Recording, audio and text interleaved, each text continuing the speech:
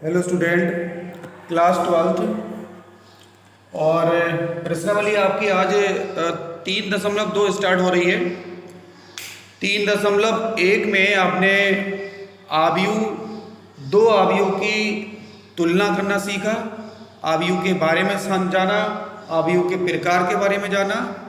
और अब इस प्रश्नावली में आप जो है दो आव्यूह या दो से अधिक आव्यूह के योग व अंतर तथा गुणा के बारे में सीखेंगे। यानी कि जैसा कि संख्याओं में गुणा, भाग, जोड़, घटाना आदि संक्रियाएं होती हैं, इसी प्रकार आव्यूहों को भी जोड़ घटा के, गुणा करके या भाग करके नए नए आव्यूह प्राप्त किए जाते हैं। लेकिन उससे पहले आपको ये भी सीखना होगा कि आव्यूह के कुछ अपने नियम होते हैं, जिनकी वजह से वो आप उनके गुणा भाग कुछ अलग तरीके के होते हैं।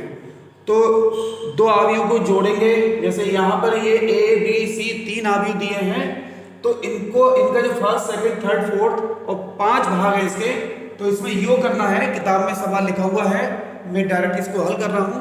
तो इसमें योग करना है, तो दो आव्यूह को जोड़ना है, ए प्लस भी करना है, इन दोनों को जोड़ दिया।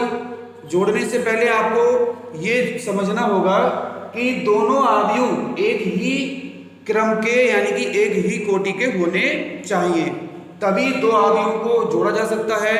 एक आव्यूह में से दूसरे आव्यूह घटाया जा सकता है, या फिर गुणा हो सकती है।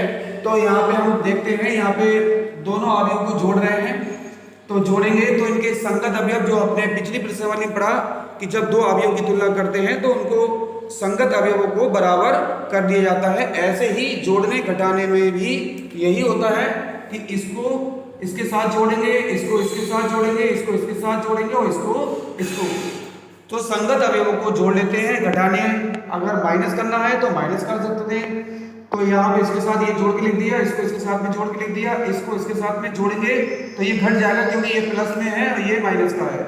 ये 2 + 5, तो इनको हमने हल कर लिया, ये आव्यूह आ गया।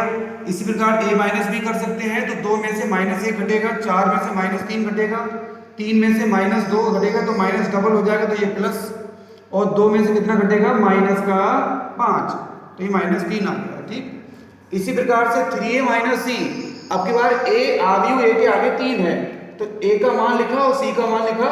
आव्यूह a का मान a है, इतना है, और इसके आगे 3 लिखा हुआ है, तो 3 की गुणा पूरे आव्यूह में कर देते हैं। पूरे आव्यूह से मतलब है हर अवयव में 3 की गुणा कर लेते हैं। 3 दूनी 6, 3 चौक 12, 3 तिया 9 और 3 दूनी 6। इधर ये जो आव्यूह चल ही रहा है, इसमें से ये घटा देते हैं, तो 6 में से 2 - 2 घटाएंगे तो माइनस माइनस क्या हो जाएगा, प्लस, और 12 में से 5 घटेगा, ये लिखा है, 9 में से 3 घटेगा, ये लिखा है, 6 में से 4 घटा, ये लिखा हुआ है। तो इस प्रकार से ये इसका 3a - c आ चुका है। चौथा भाग है ए बी का मतलब है दो आव्यूह की गुणा। आव्यूह की गुणा देखिए, आप विशेष ध्यान से देखिए ताकि आपको समझ में आ सके, क्योंकि आव्यूह गुणा अक्सर बच्चे गलत कर देते हैं। तो आप देखिए, ये आव्यूह हैं, समान कोटि के हैं, तो इसकी गुणा इससे होनी है, ये लिखी है, प्लस इसकी गुणा इससे होनी है, फिर इसकी गुणा इससे होनी है, ये लिखा है, और इसकी गुणा इससे, पहले अवयव की पहले से, ये लिखा है, दूसरे अवयव की दूसरे से, पहले अवयव की पहले से और दूसरे अवयव की दूसरे से। देखिए, गुणा जो होती है स्तंभों से पंक्तियों की, या फिर पंक्तियों से स्तंभों की। यहाँ पे जो सबसे ज्यादा सरल गुणा होती है वो पंक्तियों से स्तंभों की गुणा, यानी कि पंक्तियों को हम कह सकते हैं रो टू कॉलम, यानी कि पंक्तियों से स्तंभों की गुणा। आप स्तंभों से पंक्ति गुणा करेंगे, गुणा सेम आएगी, लेकिन आप पंक्तियों से स्तंभ गुणा करेंगे तो थोड़ा आसान आपको महसूस लगेगा। तो आप देख सकते हैं, तो ये पंक्ति है, इस पंक्ति गुणा इस स्तंभ से और इस स्तंभ से की है मैंने, तो इसकी गुणा इससे करेंगे तो ये लिखा हुआ है, इसकी गुणा इससे करेंगे तो ये लिखा हुआ है। फिर ये पंक्ति गुणा इन दोनों स्तंभों से हो चुकी है। अगला क्या है, इस पंक्ति की गुणा, ये पंक्ति कौन सी है, दूसरी पंक्ति की गुणा इससे करेंगे, ये लिखा हुआ है।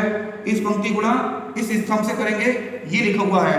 और गुणा करते समय आप इस बात का ध्यान रखेंगे कि पहले अवयव की गुणा पहले से होनी है, और दूसरे अवयव की गुणा दूसरे से होनी है। जैसे दूसरी पंक्ति की गुणा पहली पंक्ति की हमने आपको समझा दी, अब दूसरी पंक्ति गुणा करेंगे दोनों स्तंभों से, तो इस पंक्ति का पहला अवयव और इस स्तंभ का पहला अवयव, इसकी गुणा ये लिखी हुई है, प्लस इसकी गुणा दूसरा अवयव और इसका भी दूसरा, ये गुणा लिखी हुई है। इसी प्रकार से दूसरे स्तंभ से करेंगे, इसकी गुणा इससे ये लिखी हुई है, इसकी गुणा इससे ये लिखी हुई है। इसको हल कर लेते हैं, क्या भी हो जाता है। इसी प्रकार से ए बी कर लिया हमने, अब हम इसका करेंगे बी ए, तो बी ए भी सेम ऐसा ही है।